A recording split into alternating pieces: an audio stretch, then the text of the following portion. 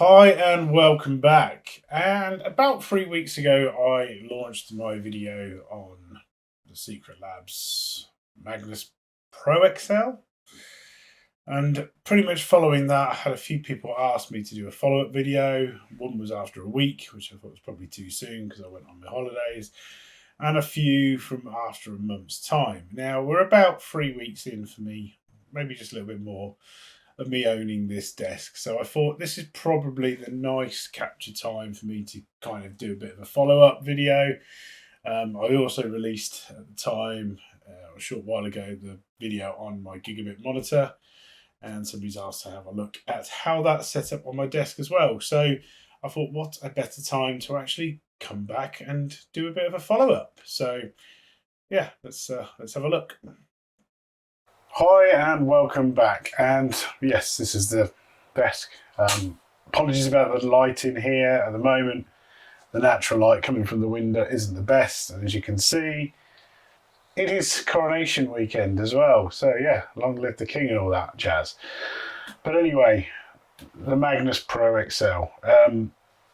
What I've done so far at the moment really is I've kind of just got used to working at different heights. At the moment, this is what I like to call my YouTube height. So this is a certain preset. There are up to 3.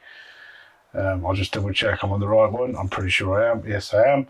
I've then got my seating preset, which you can watch the thing. And that's how loud it is. So if you can hear that,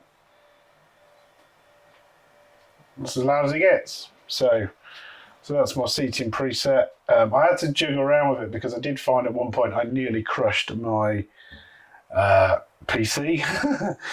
I've then got what I'd like to call my normal working height preset, which hopefully it will go up to. I do also have another one that I do tinker around with sometimes, which is probably near enough the max height. So this I find is a nice kind of working height. You'll notice the monitors aren't really high enough for this because they're supposed to be in line with your eye level.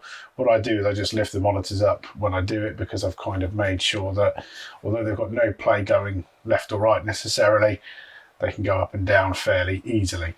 So if I return it to my YouTube setting, the reason that this is this setting, not a lot in it, is basically to do with the eye line of the camera. So again, if we come back to the front, really, really good. So if we wanted to look at how we've kind of got ourselves set up, obviously ignore the key light. I've got my work laptop there, which works via a KVM into the gigabit. So they are. They're both sitting on those arms. It takes the weight of those reasonably well. They're both 32 inches. It manages both of those. I've got my keyboard, obviously the Xbox controller on there, various other pieces. And then under there, ignore the stuff to the right because I'm kind of just having a bit of a move around. But if we zoom in on the controls are set up there. You will see I do still need to do a little bit more cable management stuff, but I'm actually waiting for additional peripherals to come in. PC tower is there. As you see, that's where the cable management. And this is what I was kind of getting at with the other video. So I know a guy commented a while back to say about the cable management. The cable management obviously on the legs can sit at the very top, but after that it can't. So what I'm going to do is get some of that nice black piping you can get and basically do that. My monitor, which is a B-Cool, my case is a B-Cool, sits there. And if we look over to the other side, this is where I've still got a bit of a rat's nest. And what I've also done is mounted a separate power setup on the side of the wall. This is mainly just for additional peripherals that I sometimes plug in, like obviously my work laptop when it's up and running, me Elgato Wave 3 mic that I use, my Corsair stuff, my Stream Deck XL, which I'm kind of a bit unknown about what to do with at the moment. Whether I go to a touch port or not, I'm not sure. And then obviously the other monitor, which is an MSI, which I am going to replace long term, I think. So, and then at the very top, you can see the my key light and the mount for my camera. So yeah, what we do is move off and go onto the tripod now, and I can show you a little bit more around the back. So now we're going freehold. So one of the things I probably didn't mention is the headphone mounts, and I've got my nice Krakens that sit on there. Very good. I think maybe SecretLabs ought to go into making headsets as well.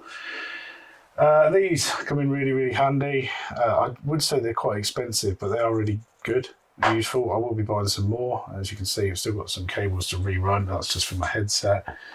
My Logitech speakers. Now, if I come around the back, this is where the magic happens, or not, as the case may be. So, like I said, a majority of the cables are run through those channels, and you can probably see that. Now, the odd little one, I've not, for various reasons, or if I have, I've not done a very good job of it, like this one here. Now, the reason that one's not running through is because that's coming out of this monitor. I need to probably readdress this a little bit and take it over to my work laptop. But they do sit very securely on. And you see they've got a little bit of play and a little bit of bounce, but nothing major. At the back here, you've obviously got my mounts for my lights, which work quite well. I do need to, again, probably address some of these cables, but you know, majority, you can't see them, let's be honest. These arms are very, very secure, so never really have any problems with them. Now, talking about the gigabit monitor, because this is what one of the gentlemen was really, you know, key looking forward to. I'll just put something on there so you can't see what's going on. It sits nicely, very nicely on this thing. Now, like I said, it's got quite a bit of play in it, so I can move it about. So I just adjusted it back a little bit. I do generally raise them up when I'm working. Obviously, it's got a nice bit for the Logitech to sit on as well. Sorry about the glare that's coming back. And obviously my mic, you can see it's picking up me talking, which is no surprise there. Obviously the keyboard, etc. Now this is what I was getting at. So that individual that, you know, kind of said to me, well, you know, it shouldn't slip off. Yeah, you're right, it doesn't. What I was getting at though was this bit here. So for example, if I just run that cable management up now, it's at the top, which is great, but what do you do down here?